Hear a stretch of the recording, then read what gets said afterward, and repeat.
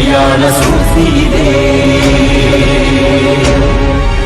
ధర్మము ఆది అనంతము సత్యము సాధకలంకము జాత్యంకార పర్యవసానము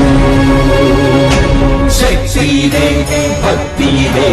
జీవన్ ముక్తికి మార్గమిదే